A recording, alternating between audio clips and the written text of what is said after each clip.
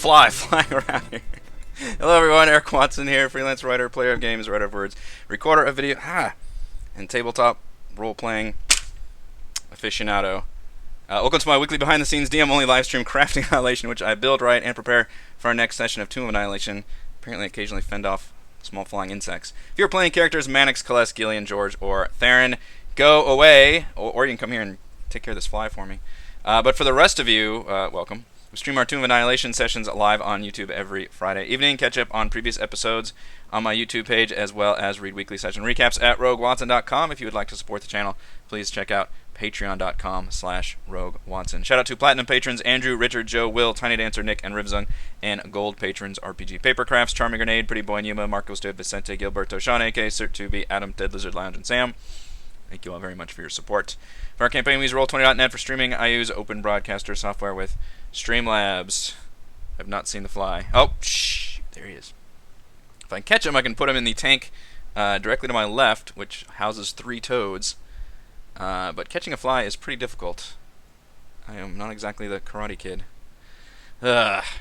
Insects. Alright, so what are we doing here?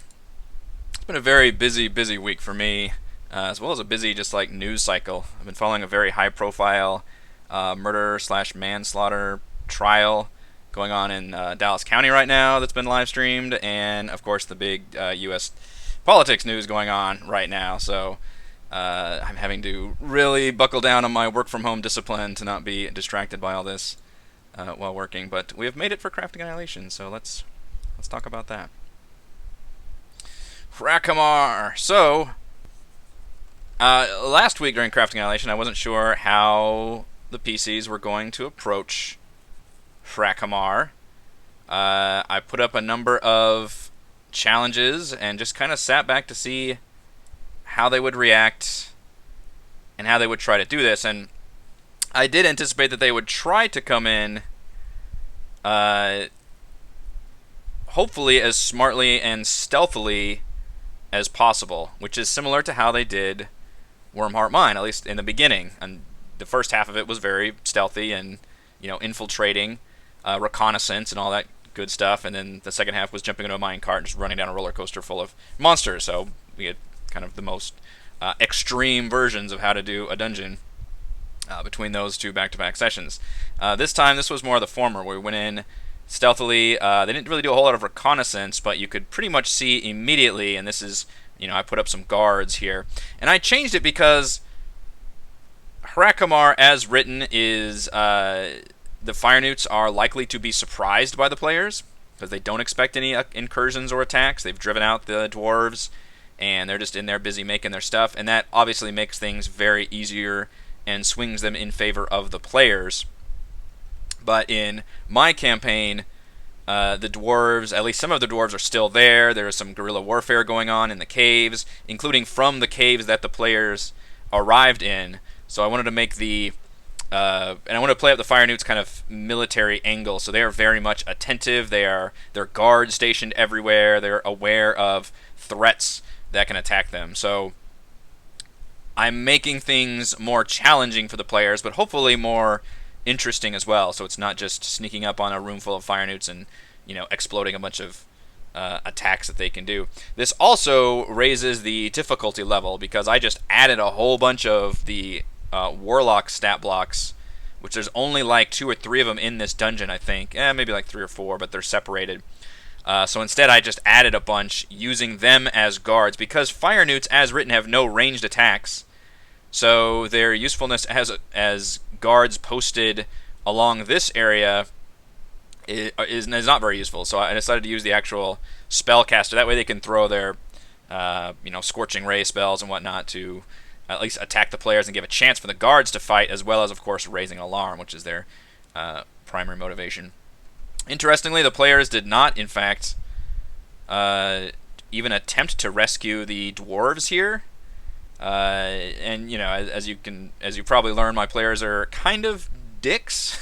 They're kind of assholes a little bit when it comes to like all of them. Even though like half the party is lawful good, they tend to be in Mass Effect terms, it'd be like the renegade option. We're still technically heroes, but you can be very like anti-hero about it. and very just kind of assholish with your attitude. So something like this, there are certain player characters that might be like, oh man, we need to rescue them immediately. And I even had the my NPC dwarves say like, hey, those look like some of ours. Maybe we could rescue them. And the players just shut that shit down. So that might have been because the guard was posted right here and was pretty obviously looking in on there. But I thought the players would at least attempt a little bit more of trying to communicate with them, or at least see what they could do to free them and all that. But there really wasn't a case for that. I think Mannix's owl was the closest thing that came to trying to even determine what was going on in here. So I was a bit dismayed that this ended up being just nothing for the players, because I think it ends up being it's just a weird placement because it's right at the entrance of what their dungeon was. So at this point, it's kind of a non-factor because they'll probably clear the whole dungeon before freeing these dwarves, and at that point, there's no real challenge. I mean, if the dungeon is cleared, then you can take as long as you need to try to deal with this red hot iron bars and giving them an aid to these dwarves and whatever. So a bit of a bummer. Something I'm learning about the PCs is maybe they don't rush to rescue people immediately, for the most part. So instead we went along this eastern route, which I did have a guard posted here. I allowed the players a stealth check to jump across. I like that Celeste basically acted as a spotter, so I had her roll a perception check to try and do the thing where you motion, the right time to essentially cross, because the guard is not going to be just staring down this tunnel hallway for the entire length of time. So I granted everybody advantage on that check. The key, though, was Theron using Pass Without Trace. Without that, they would have been completely screwed, because I believe even their advantage rolls... In fact, I don't think we even had... Oh, we did have a little bit of combat, didn't we, with the smoke methods. I'm trying to see if we still have that in the chat log. Yeah, look at these rolls. 6 and 6, 5 and 8. He's got a +4 on stealth. 10 and 6. Really, really bad. 3 out of the 5 players rolled really, really bad stealth checks coming across, to where advantage didn't even help them. Like, none of them rolled above a 10 with advantage on stealth. However, Theron cast Pass Without Trace, which gives everybody a +10 to their stealth. Great, great spell. Which came in handy and basically saved them from tripping an alarm. I wasn't quite sure. Originally, I was going to have... I was thinking about having the guard here rolling a perception check, and the bird, because they could both technically notice the bird dinosaur Strider, notice the players. But once everybody started rolling really bad checks, it's kind of like, well, those are automatic fails. But then when you have Pass Without Trace, it really becomes a success. So once you get pretty much above a 15 was the number I was looking for. And everybody and Pass Without Trace, essentially Pass Without Trace solved this challenge completely. Like, somebody would have had to roll double ones for it to really fuck up once you have Pass Without Trace on. So that, even though they rolled really badly, Pass Without Trace basically solved this puzzle. And that's fine. That's a spell, and I'm okay with spells, especially level 2 spell, solving challenges. In fact, Theron actually, and he earned inspiration for this, used like all of his first level spell slots to heal a lot of dwarves. So he is probably the closest one we get to an actual like good person on the team. He's basically the moral center, as gruff as his character is. And he spent a lot of his spells to do it, and he earned inspiration for that. But, in fact, let's see. I think he's been probably, at this point, half drained of his spell slots between all of those Cure Without Wounds and then that one use of Pass Without Trace. Ooh, look at that. Ooh, he's actually out of second-level spell slots, too. That's right, because he used 6 Cure Without Wounds and then the 1 Pass Without Trace. He has nothing but 3 level spell slots left. Now, granted, it is Theron. He basically just transforms into a beast, or uses his Wall of Thorns from his spell. Like, occasionally, he does use Conjure Animals. I've seen that before. So him draining spells is not as big of a deal, but still, that is something that we've been able to slow at least that part of it down. So we made it past that. The smoke method tunnels, I probably could have designed that a little better, honestly. The one mistake I made... And this is always a tricky thing to do, and I'm never sure what the right solution to this is. But if the players enter combat, if some players enter combat and others don't, do you have to put everybody in combat? or can you just put some in combat, but then how do you kind of go back and forth? So that's a thing that I've always wrestled with. I know games like Divinity Original Sin, they have basically a imaginary radius of well, it's not imaginary, it's like the detect radius for the enemies and allies, and if those people are fighting each other, so you've got party member, you know, you can split your party off and it's multiplayer, and if those enemies fight each other, they enter turn-based combat, and that doesn't enter everybody into turn-based combat, but once the ones who aren't come into a certain radius or range that's close enough to be detected, then they pop into turn-based combat. So you can actually take advantage of that in certain ways, which I try not to let PCs do. So it's a tricky thing here. Ultimately, I probably should have tried to only put Theron and Kaless and the Mephits in combat, because there's a really weird thing, and it really slows the game down, where the players just kind of stare at their sheet going, I can't really do anything here, I don't know, maybe I can ready an action. You know, it takes a while for them to go through this, and it slows things down, it's not very fun, and it's something that I need to learn as a DM on how to properly separate between... It's a tricky thing too, because you always want to include everybody in the things. So when some players go into combat, you want to throw everybody into combat, but I just don't think that was the right call here. I think I should have kept only Kaless and Theron in combat with the Mephits, left everybody else out of combat, and then maybe at the end of the round just kind of say to the others who are out of combat, hey, do you guys want to do anything, with relative to like an action's worth of a thing you can do, make it more casual. Which I did end up doing, and I'll get to that in a second with the battle up ahead. But I definitely screwed up there. I think I should have separated the combat out and not put everybody into combat for this, because it really was hardly a fight at all. I was a little disappointed. I was hoping that the Mephit would end up being like the players would try to use the Mephit in a way. So it's essentially begging for its life, and they basically just let it go, and they're like, all right, well, just don't do it again, give a slap on the wrist. And I was picturing maybe they would actually conscript it into helping them in the dungeon somehow, maybe acting as a distraction or blowing smoke or something. And I didn't know I didn't want to be too obvious about it. Like, I didn't want the smoke necessarily like volunteer to aid them, because it would not. It would just try and get out of the situation as much as possible. So I was hoping that by the Mephit surrendering, which enemies don't usually do, monstrous enemies don't just straight up say like, don't kill me, that kind of thing. I should probably do that more, because it can lead to some fun role-playing moments. I was hoping that would lead to the players then using that Mephit in some way strategically, but instead it was just, okay, well, go about your business, that's fine, bygones be bygones. So instead they just got out of there. Kaless did suffer exhaustion, which is interesting, because we don't usually deal with exhaustion penalties, although the first layer of exhaustion isn't a huge deal. I guess it would give her like disadvantage on stealth checks, for example, but it's not even disadvantage on saving throws or attack rolls. That's actually I think more advanced levels of exhaustion. So I think the first level of exhaustion isn't necessarily the worst thing ever, which is probably the right way to do it, because there are multiple levels of exhaustion. But exhaustion level is a really interesting mechanic that we basically almost never use, and I very rarely see that as a form of like punishment for something. It's usually just raw damage or something. So I like that, because it feels more impactful than just doing damage in a lot of ways, especially if the players are in the middle of a dungeon and they can't just long rest to get rid of it. And if you can actually compound this exhaustion over the course of a dungeon, that can get really interesting too. So we'll see. I don't know how much of an effect it'll have. So after the caves, we went north, and this was a case where I really had to just kind of play it by ear and be like, well, the players are at least trying to be smart about it. They're trying to distract this guard. Mannix even used a spell scroll to try and do it, failed to do it, which is funny. And then Kaless used darkness, which is a very... Darkness is useful, but I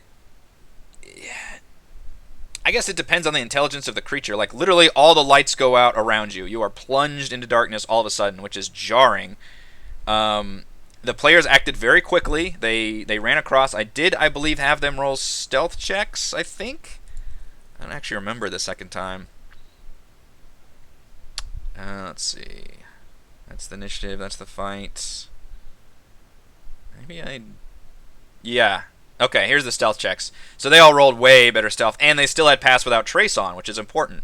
So they were able to go across, and that was mainly for this one over here, because there was another guard a little bit further away who's doing the sweeping thing. I could have had him spot them and all that, but I kind of want to see where this is going. I kind of want to let the players get in deep, sneak in. I think that would make the more interesting thing rather than calling the alarm and just entering a huge, big combat fight here. So I think putting the players in a precarious situation, but allowing them to get deeper and deeper in, I think can be very interesting. And then she immediately turned the darkness off. So it's almost like just a very strange moment for this guard. And it did not set the alarm off, but it definitely did create, if you ever play a stealth video game, there are different levels of awareness for the guards. And one of them is completely unaware. One of them is like actively searching for you. And then one of them is like they've spotted you and they are attacking you. So they're not quite at active search yet, but they are definitely like, oh, what was that? That kind of distraction thing. And they might have somebody, at least like one or two people, have been sent to like go and patrol and be like, okay, is there something funny going on here? Because the dwarves, let's see here, there are some albino dwarves that can cast spells, I believe. The Musharib was that kind, but they're not. Let's see, where are your spells? Hunter's Mark, Jump, Speak with Animals, and they do have Pass Without Trace. Oh, that's funny. I guess Musharib could have cast that if he was with them. They're not any kind of like wizardy or combat spells, so the Fire Newts wouldn't really be used to dealing with spells in that way. And in fact, I had Musharib be basically the spirit warriors are more like the shamans and spiritual leaders rather than like offensive spellcasters of their tribe. So they probably wouldn't even be included in these guerrilla raids. So I don't think the Fire Newts would be expecting any kind of arcane malfeasance while they're on duty. So they're not sure what to make of that. They're not terribly intelligent. They are humanoid, but intelligent. Well, okay, they're smarter than Kales. Intelligent of 9. I guess they are a little more than I thought. But that's why they sent somebody out. So clearly they know something is wrong. So they sent the pair of guards that I had here, which are the regular Fire Newts, start investigating. And this one was going to go down and talk to this one, and one more was going to go down the tunnel. And this was a case where I had the players specifically. I really wanted to treat this almost as more of a cinematic moment rather than a purely mechanical, like, okay, we're going to go into combat, you guys have a surprise round, boom, boom, boom. I really wanted to make it more of a, okay, there's a dude walking down the hall, what do you guys do? And they did a pretty good job of immediately all rushing into different things that they were doing. George got his whip sword out to drag him closer. Kales and Theron immediately moved in to attack. And then Gillian ended up stealing his shadow, which I believe is the first time that we've seen the use of her Mantle of Whispers ability, which is she's a College of Whispers Bard, which was added in what is it called? Xanathar's Guide to Everything, sorry. Which I don't think we've ever seen her use it before, and it's never come up. So she can capture a humanoid shadow, and I believe take their form, which is where we just ended it yesterday. Or not yesterday, last week. Magically transforming into a disguise. So this is very reminiscent of how we played our last campaign. My character Kazan had the Mask Without Many Faces, and I used the crap out of that as much as possible because I had a lot of fun. These are not the droids you're looking for kind of mind games, which was a blast to roleplay as. The disguise lasts for 1 hour. You gain access to all information that the humanoid would freely share with a casual acquaintance. Such information includes general details on its background and personal life, but doesn't include secrets. The information is enough that you can pass yourself off as the person by drawing on its memories. So there's a big question of whether you add language or not, and I think we were actually even Google searching that during the end of last night's stream. I actually haven't thought to look it up myself yet. I was going to rule that she would not be completely fluent in Ignan, which is what they speak to each other, but she would maybe have enough to get by. You can kind of ask where the bathroom is and that kind of thing. So I would probably allow that. Although she could also use her tongue's charm to just negate that and then straight up speak their language. So I would certainly let her do that as well. I don't believe it needs concentration or anything either. It just lasts for an hour, which is pretty cool.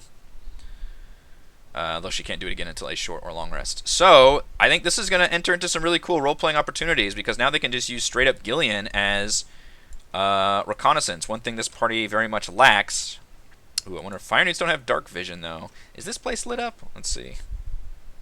So if she were to walk in here... Okay, it's fully lit up, so that's kind of cool. She'll be able to walk in there and see everything. She would not get... And it's just a disguise. You don't magically... I don't think you magically gain the features of that creature either. You're just disguised as that creature. It's not like she would gain the fire immunity either. So this hopefully will be really cool because she will be able to waltz into here, say everything's okay, let's move on, you know, everything's fine, how are you? And then what the players do from there, I don't know. They'll probably, it sounds like they're going to use Gillian to try and bring more people into this tunnel. Probably maybe even this guard, and just try to take out as many as they can individually, which is probably fine. I just kind of have to play it by ear and determine how much I want the players to get away with. Versus if I want to let them do reconnaissance and all that. I might even try to do some kind of role-playing moment where maybe she walks in as a fire newt guard and then maybe gets like a dressing down from one of the superiors or something, just to give a chance to role-play in some way, or she can provide a distraction for everybody else to go somewhere. I don't know what's going to happen, but at the moment, I think it could hopefully lead to something cool. 90% any of these things that the players decide to do is going to eventually lead to a big combat encounter. It just kind of depends on what the parameters of that combat are. Who gets a surprise round, where the players are, what can they set up, you know, before combat starts, and all of that. So that'll be interesting to see, because certainly a player surprise round on this room could be devastating for the fire newts. They could wipe out a lot of these. But once those alarms are being rung and they've set everything off, these rooms are basically all just going to empty out. I don't see any reason why this would be a traditional room-to-room dungeon battle. Like, it's, you know, alarms would be pretty obvious. This is an open area right here. It would call in everybody. I mean, it might take, the end of the round for troops to start moving, but then they can all use their dash action to eventually move. Unfortunately, if the players are fighting down here, it's actually going to take a long time for reinforcements to enter the fight. And, as I mentioned, regular fire newts don't have a ranged attack. So all they can do is just run up there and do their once per combat encounter fire spit, which, unfortunately, that's got a 10-foot range. So they're kind of sitting ducks until they can run over here. The big key will be any surviving fire newts can run over and saddle up on these striders and use the striders to run up and really fuck things up, because these striders are deceptively powerful. They don't have a lot of life or armor, but they have pretty good offensive potential, which I do like that in a monster. I like my monsters to be glass cannons. I think that's fun. And they have a recharge 5 to 6, 60-foot range, 10-foot radius fireball explosion that deals 46 damage. And which their allies are immune to, the fire newts, and the striders heal from.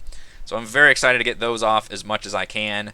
The players probably don't realize how powerful those mounts are versus the actual creatures, the humanoids mounted on top of them, so that'll be pretty funny. I did make the fire newts stronger, though. If you recall from last week's Crafting Annihilation, I did boost their power quite a bit. I left them still with the same hit points and armor class, but I gave them an extra 2d8 fire damage on their melee attack because they are forging their weapons in this forge and basically dripping them in lava, and that's going to allow them to do a lot of fire damage. So that will make them more powerful. Although they still only have a +3 to attack, but they do get 2 attack. So on average, I don't know how good those hits are going to be. D&D is so swingy in general, so we'll see how it ends up. But if I get a lot of these, fire newts to close in on the players, that can be pretty deadly. But if the players can actually remain in these tunnels, that might help them against the fire newts, but it would be devastating because of the giant striders could just lob all of these fireballs in there. Best case scenario, tactically, they stay in the tunnels, they manage to sound an alarm.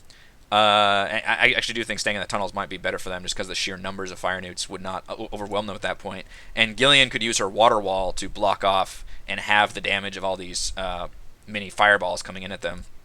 I would definitely have these guards be able to come in on the other side, though. They would be able to attack from the rear, which would be interesting. But yeah, I see this being just a giant combat encounter. I could even have a few of the fire newt warlocks come around the side here, because this is open. Once these enter the battlefield from the rear, I could have some of these the Warlock of Imix fire newts come around the back and start shooting in.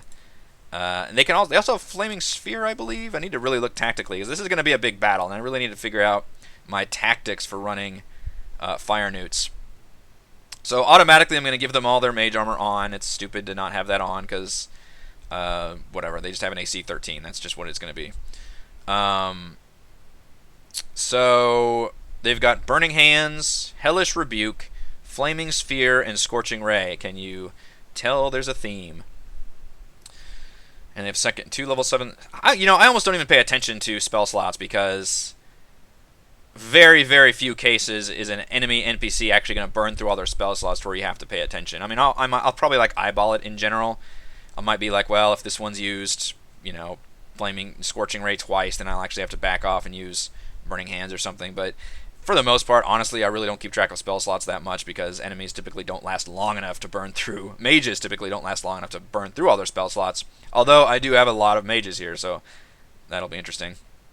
Scorching Ray would be my immediate go-to, I think, just because it's stronger than Firebolt, and you get 3 of them in one attack. So you get 3 plus 4 attacks with an average of 7 damage. Action economy-wise, Scorching Ray is amazing. And I could split those up if I wanted to, also, between different targets. Flaming Sphere is useful if I know my...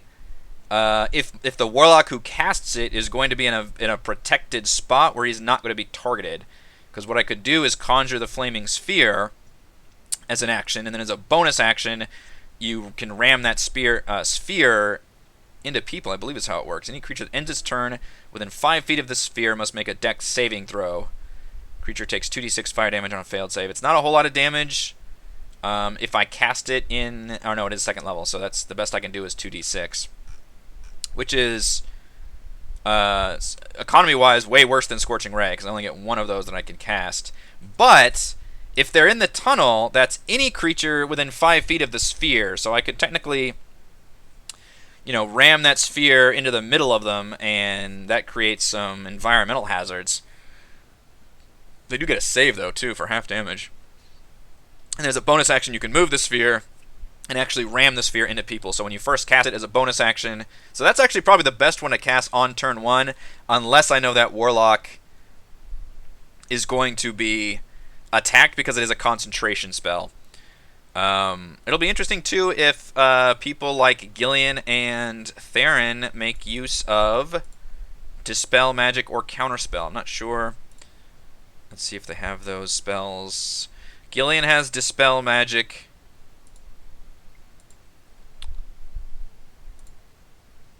And Theron has Dispel Magic, so they can both burn through level 3 spells to get rid of it. So that is one option. And I believe that is a full action to do it. I think you can use that in combat, right? It's just an action. Yeah, it's an instant action. And any spell 3rd or lower just automatically works.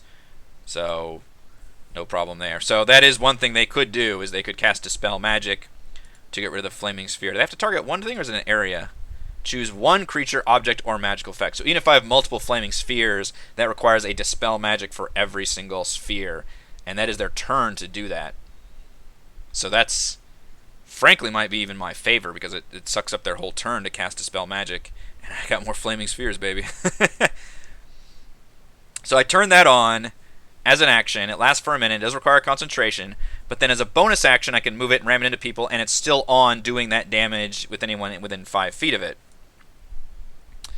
I wonder if it rams a creature...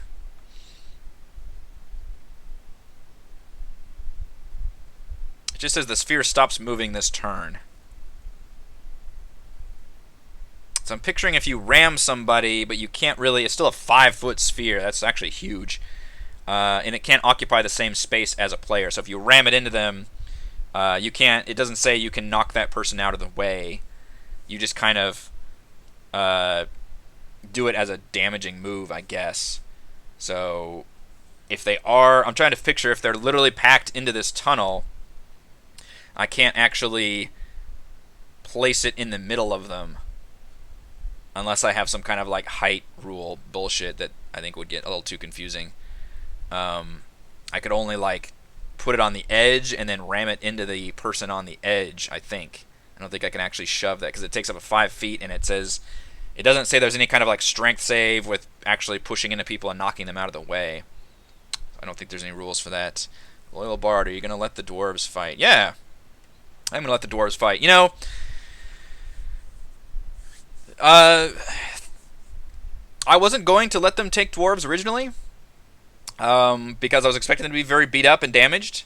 But honestly, Theron spending 6 slots, and that was literally the 1d6 that he had to roll, for Cure Wounds to help the dwarves, and then they were like, hey, we're going to go retake your, come with us and all that. So I think they pled their case very well. I probably should have had like maybe a charisma check or something, persuasion check, but I wouldn't let them take 2 dwarves with them as NPC allies. So, and the dwarves aren't that strong. I mean, they are very much the red shirts of the crew. Very easy run. They just have a single... Yeah, they're very not strong. They have a single attack of +3, 4 damage. The main advantage to these dwarves, as I'm sure you all realize, is the fact that they are additional targets on the battlefield that aren't the players. So they will absorb hits. They have very crappy armor class, but they have a decent health point pool. I will be thrilled to kill them for dramatic effect, but attacking them means I'm not attacking the players also. Very deadly encounter. I mean, it might be, but damn, I always underestimate my play. I always underestimate my players.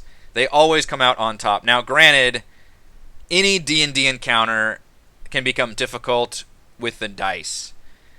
D&D is still very much a dice-based game, and you can have an encounter that looks difficult be relatively easy for the players, and an encounter that looks relatively easy be very challenging for the players, and just depends on the die roll. If they're missing attacks and I'm landing hits and they're missing saving throws and all these things happen, then yeah, things can go very, very wrong. And I do have a lot of attacks built in. Now, I'm giving them as many chances as I can. They're going to have a lot of time. They were able to take out a guard here. Hopefully they can work out something and thin the numbers out. And when the actual shit hits the fan, as it will, it's not like they're going to fight everybody at once. There will be some stagger in play. So every turn is 6 seconds. So probably at the end of the round, an alarm will go off that will notify all of these guys, so they'll start moving. And it's going to take a while to empty out these back rooms. What's going to make it very difficult for the players, though, is these giant striders. These giant striders are going to cause problems that the players do not realize that these things can basically breathe fucking dragon fire, almost. Not quite. It's like a young, maybe like a wormling. I don't know what 4d6 equates to, but isn't a fireball 66? I mean, it's pretty close. It's just literally a small mini fireball. They can all breathe, and they can all recharge. It's not on a short or long rest, as the fire newts are. Oh shit, Loyal Bard's doing the math. All right, what all did you add up for that? Because I'm curious. I didn't even look at what all I've got here. I've got a lot of fire newts. I did add more warlocks. So that's something that I added addition to what was already here. I don't think I added more straight. It says there's 12 giant striders. Is that right? There's 12 giant striders. Let's see, where are we at? We're still chapter 2. This is, by the way, I think the very last location of chapter 2 we're going to be doing, and we're finally going to get to chapter 3 soon. Yay. This is area number 10. J10, apparently. The fire newts use the area stables for 12 giant striders. Well, obviously you can't even fit 12 giant striders in here. I have, 5, 6, 7, 8, 9. I don't even have all 12 on here. So I traded some of the striders for warlocks, I guess. It's going to be a fun episode, I agree. When was the last time we had a giant brawl like this? I want to say...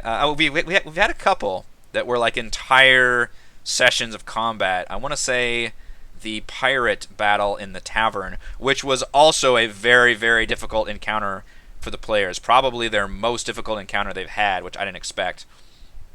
But that was just a giant tavern brawl with mostly just low-level dudes, but a few difficult ones, including a like CR5 berserker, I think. This one doesn't have any kind of bosses, though. There's no real boss creature, no real big threat. It's just the numbers. The action economy is finally on my side and not the player's side.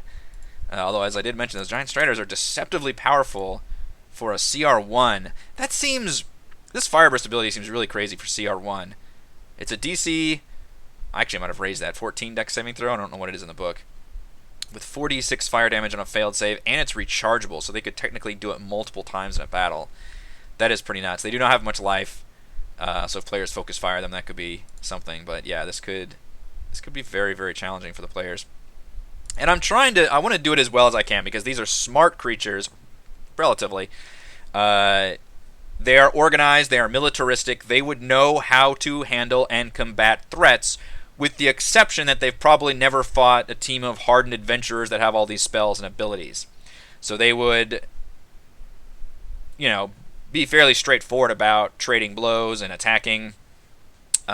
Eventually they could surrender. The fun thing here is if I actually get the upper hand and players start going down, which could happen, these fire newts would take them prisoner. They would not necessarily kill them. One thing I really want to try to do, especially if the players are kind of kicking my ass a little bit, as they tend to do, I would like to try to grapple somebody and just toss them into the lava. This is Chekhov's lava right here. There's a river of lava. I gotta try to use it. If the players are anywhere close to this lava when combat begins, I've got to be able to try and do that. I think in order to do that, you have to grapple them using one of your attacks, which is a contested check. Once you grapple them, I believe you can move with that creature. I think it's half movement to literally basically drag somebody in kind of a full Nelson or whatever kind of grappling maneuver you want to use. And then you could just... I don't know if you can throw them, but you could drop them into lava. If you were, if you make it to this bridge as a free action, you could just drop somebody into the lava, which would be pretty awesome. Or, what would be even more epic for the Fire Newt, don't even drop the person, because they're going to be like, well, I'm going to try to catch the side.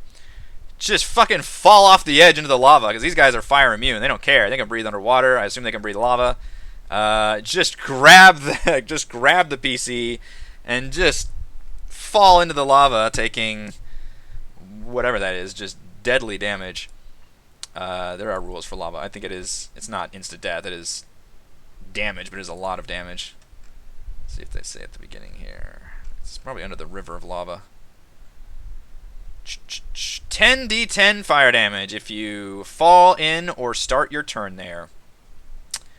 10d10 fire damage will, on average, probably nuke almost everybody if they're undamaged. So that's pretty bad. That's the again, something I need to keep in my back pocket. Not something I'll necessarily unleash.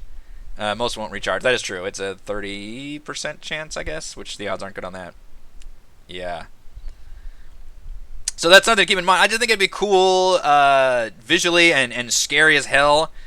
And it might be one of those things where you see them grapple somebody and start dragging them, and that will prompt the other players to then have to use up their actions to rescue that person. Even if I don't get a chance to drop them into the lava or to grab them and throw them into the lava, that at least prompts the players to have to run over and use an action to free that player. So that is something to keep in mind. Just because, again, I've got the numbers. I've got, I can attack them plenty of times. I can do those ranged AoE attacks, and I can still try and go in there and grab them. Breathing underwater removes oxygen from the water. No air to breathing lava. John, why? Don't be that guy.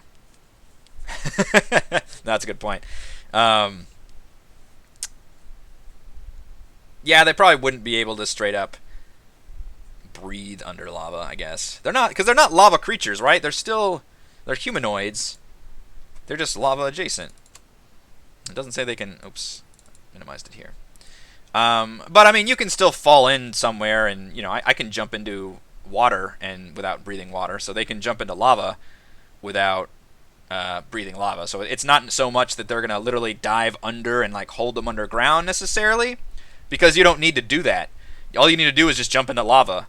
You can sit there and just tread water, and you're fine as a fire newt, and the other player is just roasting alive when you hit the lava and if you start your turn in the lava.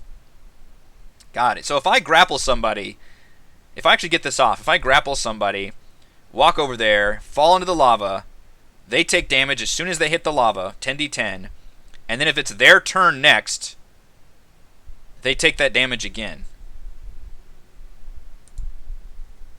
And that is just death, I think. I don't think anybody can take that amount of damage.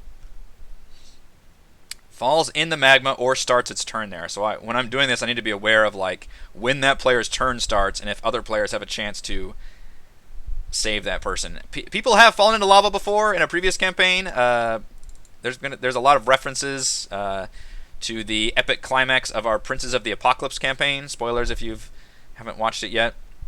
But that one we ended with the fire node dungeon that involves lots of lava. So that was a thing. I believe one of the players did get dropped into lava at one point, but then they were able to use, I think, Misty Step to get out of it. I forget how that worked, but they did survive it. But it was very, very painful, obviously, because you don't get a saving throw or anything. It's just fucking lava. There's no dodging that. So something to keep in mind, again. Or, as a show, I could do it to the dwarf. I could grab a dwarf and grapple them and drag them off. And we'll see if the players, how much they care. Theron might care. The others probably not.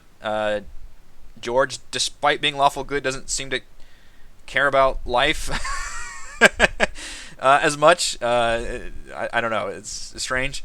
But I could do that to the dwarves too, and that would be pretty epic. And a key of like, oh shit, we can't let these guys grab us. As a real scary point. So I actually do like having the dwarves here. It does swing things slightly in the player's favor because obviously they have more allies, but it also allows me to kill them in dramatic fashion to prove the severity of this encounter without obviously killing off the players necessarily. I want to make a campaign where there's lava on every map.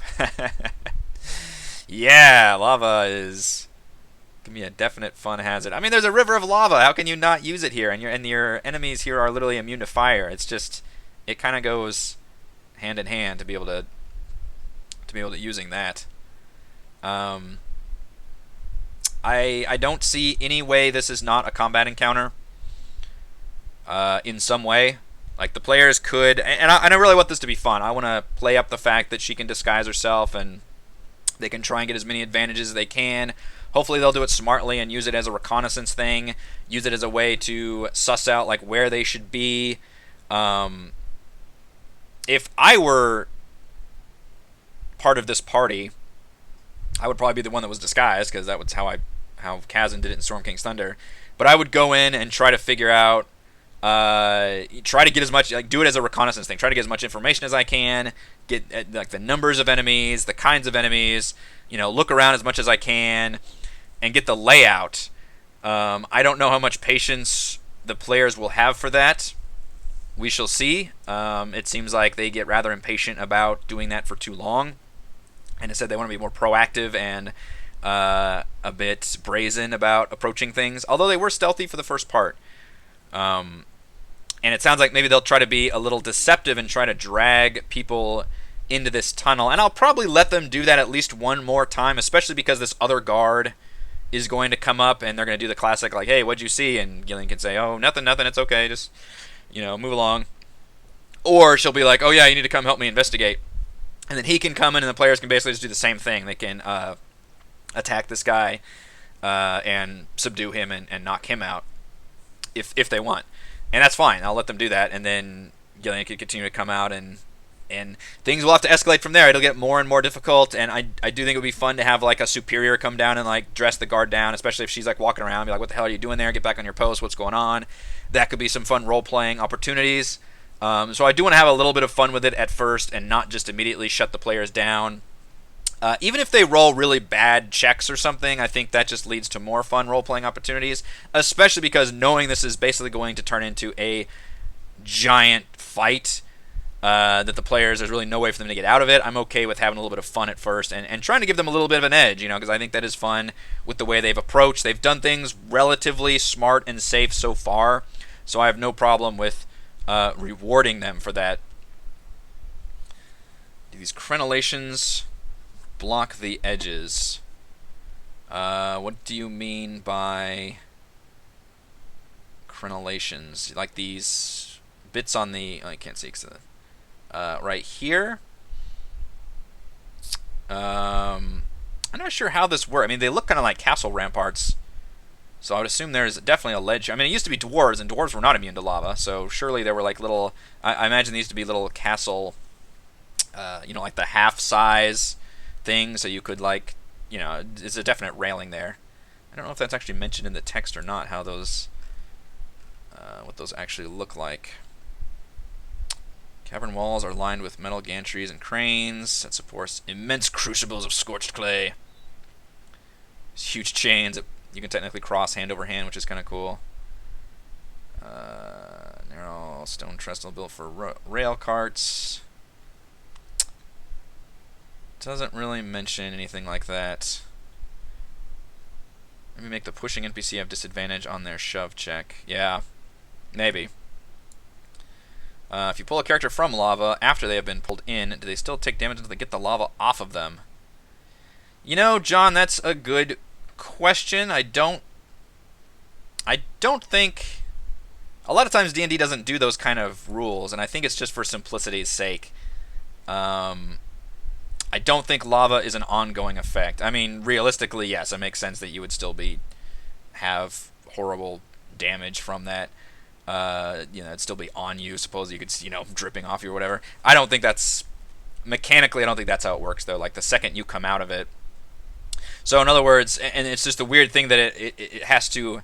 Like, that damage ticks at certain point. It's not like the end of each... technically, if you're in lava, you are constantly, like, melting from that lava, but really you're not. You take damage when you first get in.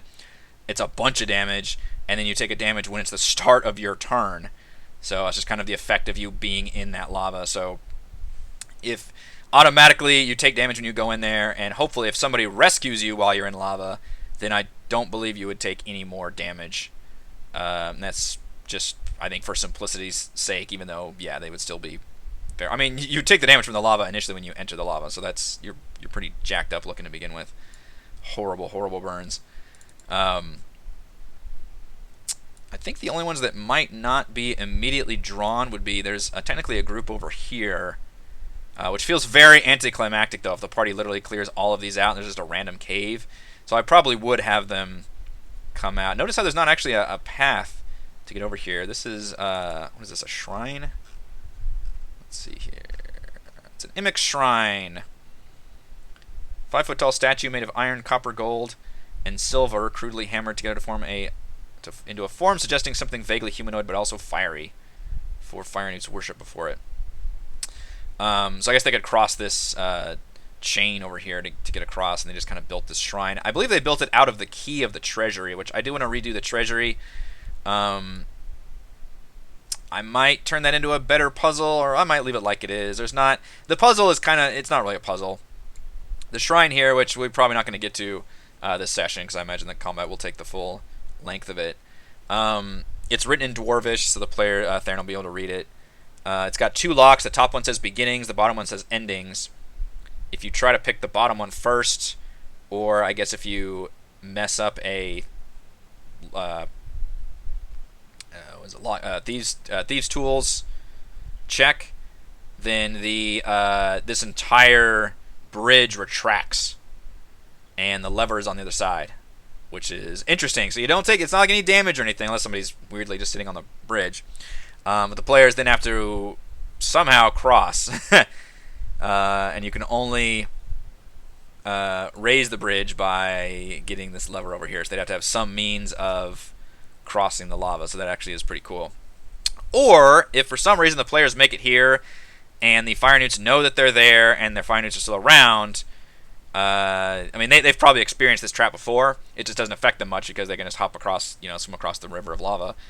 So they've probably even tried to pick this lock. In fact, I believe I even said it in the when the players were meeting the dwarves last week, the fact that the fire newts were trying to get into the treasury, but they hadn't gotten into the treasury yet, because they were... that's what the dwarves assumed, because they were taking live prisoners. And the dwarves assumed that they were doing that to try and get information out about how to get into this treasury. So that's kind of an interesting little trap thing. I don't think it's going to come up on tomorrow's session, so I think I've got a little bit more time to plan what exactly is in that treasury, because I believe it's just a big payout. There's not any magical items that I'm aware. There's a bunch of adamantine ingots, which are worth 10 gold apiece. Iron ingots. Morden's Gauntlet, which is worth a huge payout, but it's like a sacred artifact for them. At that point, the players would literally be like looting this dungeon. I'm tempted to change Moradin's Gauntlet into like a magic item, and maybe as a reward, and that'll be interesting too if the players actually don't fuck with the treasure and just go back to Scythie once clearing this dungeon. And maybe being able to like bestow some kind of like magic item on the players, as well as giving them a chance to use the forge. And I do want to try to come up with some kind of cool reward that they get for putting this forge back into the dwarves' hands, especially if they decide like, oh, we can sit here and chill in this forge for, you know, a couple days, whatever it's going to take for you guys to put something together. I don't want to just, hey, everybody can upgrade their shit. Like, I don't want to do something like that, but like a limited, like, one person can upgrade their armor to adamantine, for example. Either a weapon or armor, I think. Let's see if that's... Is that in the adamantine armor is in here? Which I believe just makes you immune to critical hits. While you're wearing it, any critical hit against you becomes a normal hit, which is huge. You completely negate crits. Technically only medium or heavy armor. Fun fact, none of my freaking players, I believe, wear medium or heavy armors. This is a weird team. Kaless and Manix are both rogues that wear light armor. Gillian is a bard, and I believe, unless you're the combat bard, you also wear light armor. Her armor class is also really bad. 13. She's got to wear... What is your armor? It's got to be bad. Leather armor. Yeah, it's bad. George is a turtle who doesn't wear armor. And Theron... What does Theron wear? What do druids have? Druids are light, aren't they? They have that like a metal rule. Can't use metal stuff. Theron, you didn't write down your armor somewhere? Studded leather. Yeah, my entire party, 4 out of 5 of them wear light armor, and then the 5th one is a damn turtle. So literally, this is a very weird case of none of my PCs wear medium or heavy armor. When was the last time you played a campaign where you saw no PCs wear medium or heavy armor? So I'm going to have to stretch the rules a bit on that. Or let them, I don't know, wear like a helmet or something. D&D is weird because it's not like the paper doll, you know, Diablo style inventory screen where you have like separate boots and separate armor and separate helmet. Instead, those are like magic items you can add in there, but armor is just supposed to be like the whole kit and caboodle. So I could just have, well, somebody can wear, you know, if it's a adamantine helmet, then you can just wear it and be proficient with it, I guess. I want to give the player some kind of reward they can use, in other words. I could also give them an adamantine weapon, which I think that was added in Xanathar's. Let's see. Yeah, was it in Xanathar's Guide to Everything that had adamantine weapons? I broke my headphones, by the way. These are just snapped, crunched right in half. I broke them on Monday, and I was very sad when I did my Let's Play stream on Monday. I need new headphones now. I've had these headphones for a long time. I have no personal attachment to them. It's just annoying right now because they're just falling off my face. Let's see. Adamantine weapons is in Xanathar's. 78. Ultra hard metal found in meteorites and extraordinary mineral veins. Metals used for weapons. Melee weapons and ammunition made of or coated with adamantine are usually effective when used to break objects. That's stupid. Whenever an adamantine weapon or piece of ammunition hits an object, the hit is a critical hit. That's really lame. Used to hit an object. How often are you attacking an object? Like breaking down a door or something? Most doors don't have... That's... Okay. It's not as exciting as I thought. I was picturing, I guess this isn't in 5th edition, but in previous editions of D&D they had crit, I don't know what's called, like crit threat levels or something, to where most weapons you got a crit on a 20. but on some weapons you got to crit on like a 19 to 20 or even an 18 to 20. Now I think that's actually baked into like the fighter class. Like one of the fighter perks is raising your crit chance. But that's what I pictured adamantine weapons doing, which is huge. I mean, you suddenly, if you crit on a 19 to 20 instead of just a 20, you literally crit twice as often in theory. But critting against objects automatically sounds really lame. Ooh, wand of fireballs? Wand of fireballs or necklace of fireballs are good suggestions. Flame tongue might be too much. I mean, I do appreciate the fire theme. That would be a really, really good weapon, though. Flame tongue.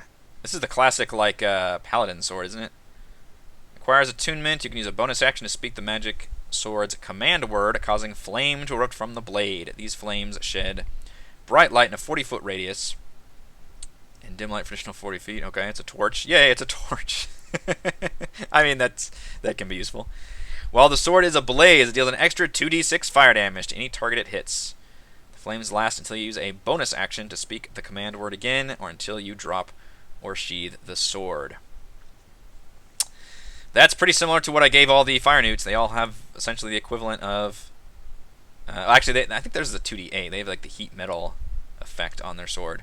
Which the other thing I can do is give them... there's a lot of weird things like that where the players can gain a temporary bonus in a dungeon, but Chult is so, you're having to travel days across, and like by the time it would matter, that buff has disappeared. So like you could plunge your weapon into and do an extra 2d8 fire damage or something. I could do that, but it's like, how long would that last really? Like a day or something? And then it doesn't really matter because you're not going to have any encounters after that. So giving them a flame tongue sword would be different, obviously. That would be pretty powerful. Flame tongue can be any sword. George already has his swords, and I like his swords, and I think he likes them too. He likes his vine sword at least. I don't think his shell sword has come up with this, which you all, as the chat, need to help me and George remember, especially if you value the players' lives. Characters' lives, about his shell sword that I gave him. That shell sword will help him very, very much against all these spells that are thrown at him. I hope he actually said what it does, because I don't remember. I'd have to look up. But it's I based it on another, what is it? Some kind of anti-magic weapon in item in the Dungeon Master's Guild, or the Dungeon Master's Guide. I forgot which one. See if he wrote it down.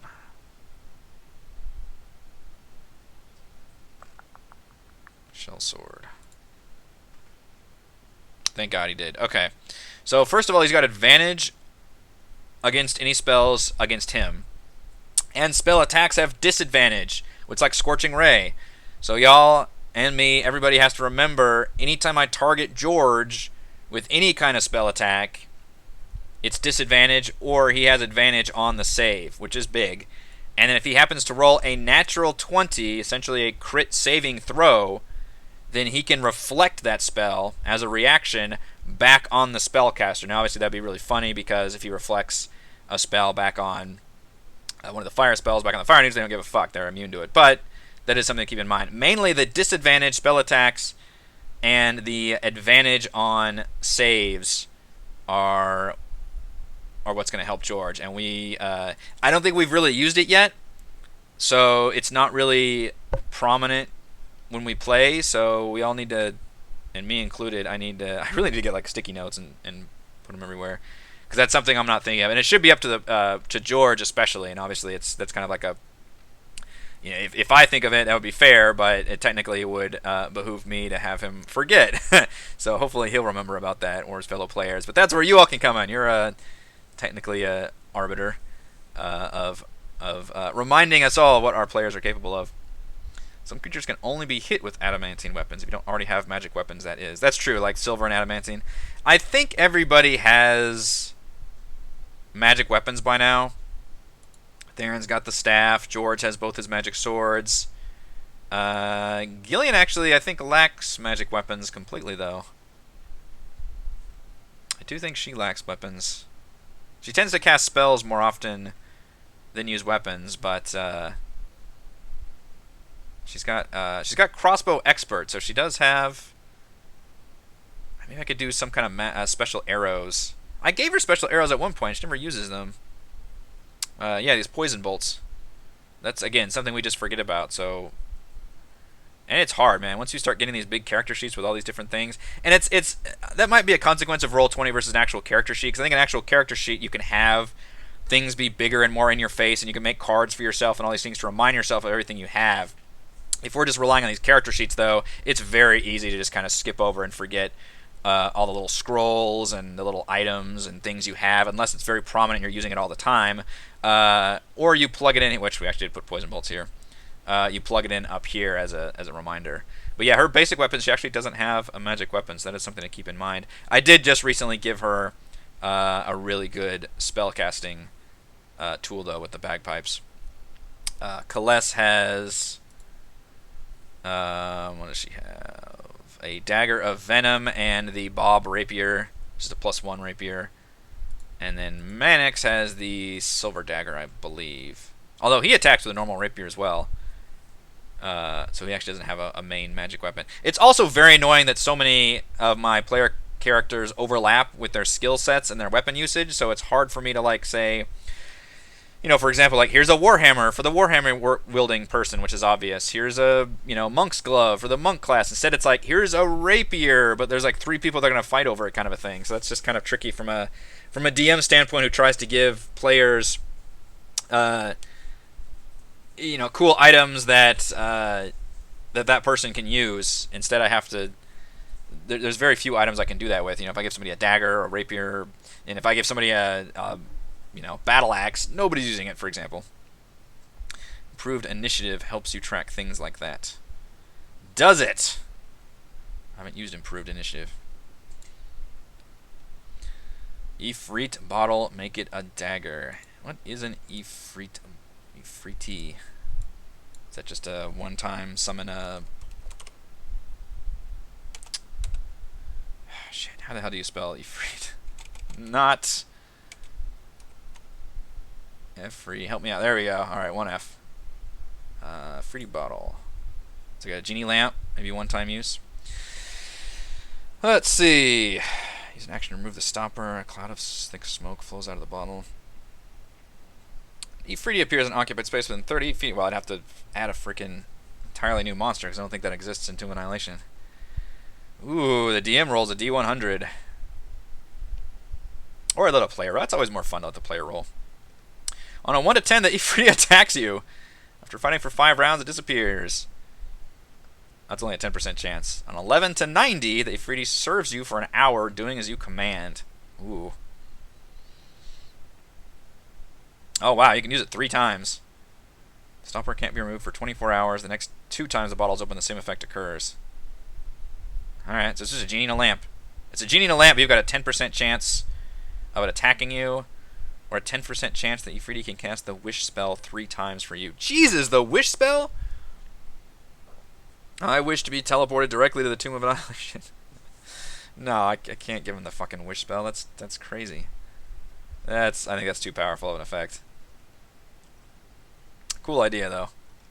I like all these fire ideas. This is technically part of Theron's personal quest. Obviously the Wormheart Mine one was a big part of that, and Harakamar I kind of just joined these all together, but it's a part of his personal quest was helping these dwarves reclaim their lost areas. So I would like to, and if, I gave Gillian the bagpipes at the end of her and her brother's soul in a flying monkey as part of her personal quest, and the idea was I want to give every player a cool personalized magic item at the end of their personal quest. George actually gets magic items during his quest. His is probably the least story-driven, but the most lucrative. And he'll get another one at the end of taking down the King of Feathers in Omu, which is the final part of his quest.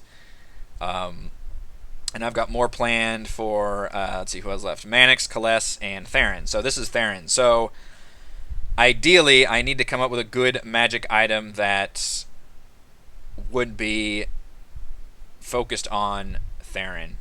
So it could be like, fucking fly is back. Um, sorry, that fly was interrupted my intro when I was starting the stream. Bastard. It could be that Morden's Gauntlet might be something that empowers Theron in some way. Maybe it's like a dwarf only thing he can put on and it does something. I don't think Theron ever remembered I gave him the animated shield either. He actually got that off the boss in the Typhoon Palace, the Gillian's dungeon. She was using an animated shield, and yeah, he's got it here. So many things my players have forgotten to use. I've given them stuff. I give and give and give, and you don't use them. But it's just a... I think it just uses a bonus action, and it kind of just floats in front of him. The idea is he can turn that on before going into his wild shape form, and then presumably the animated shield would still be up during his wild shaped. Which I think it just adds like a... It's not in his equipment, though. I think it adds just a +1. Or I guess it's a shield, it's a +2. So I think it would just add a +2 to his armor class while he's wild shaped, which is a big deal. But I don't... If I'm remembering that's how it worked. So ideally, though, at least one magic item should be tied to Theron. Or I can turn his nightmare statue that he's got, that we've remembered about a few times, his trinket, and just turn that into suddenly gaining new magic powers. But I have to determine, and it's tricky because he basically just does one thing all the time, and that is wild shaping. So I have to come up with a way to either enhance that or just somehow, without obviously a game-breaking super ability, work with that, work with his tactics that he likes to do. That for sure I need that kind of magic item that the dwarves can bestow upon him. Or, like I said, just make it like a story thing, like, oh, your scary totem thing is suddenly not giving you nightmares anymore. It gives you... And maybe it just gives him like the effect of the... Well, it might be too lame. The bless spell at the start of every long rest or something. I don't know. I come up with something. But I like the idea of giving some kind of a generic magic item for players to use. Maybe a rapier flame tongue wouldn't be too bad. I don't know. It's just... That's a permanent 2d6. That still might be too bad. The Necklace of Fireballs is better because I think it is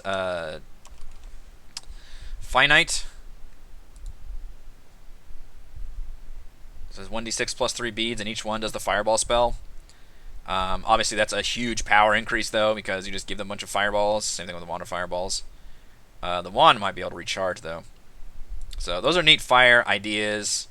I don't know if the dwarves necessarily have magic fire items, though. I think they'd have just good equipment, like adamantine-style stuff. So I need to figure out if I can do something with that. And I like the idea of the adamantine armor about making you immune to a crit. Maybe like the dwarves can like forge one of those for the players, or I don't want to necessarily give everybody that ability. That would be unbalancing, but give something for them.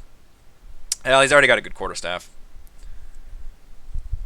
I gave him one at the Grung, the Grung encounters. He got the staff, which he uses to cast that thorn vine from. It's really devastating. But he only can do it once, and that like drains all the spell slots from it. So yeah, I think this will be a fun encounter. I'll play with the players a bit on how best they want to try to use the advantage of Gillian being disguised as a fire newt, using her Mantle of Whisper's ability that they just did.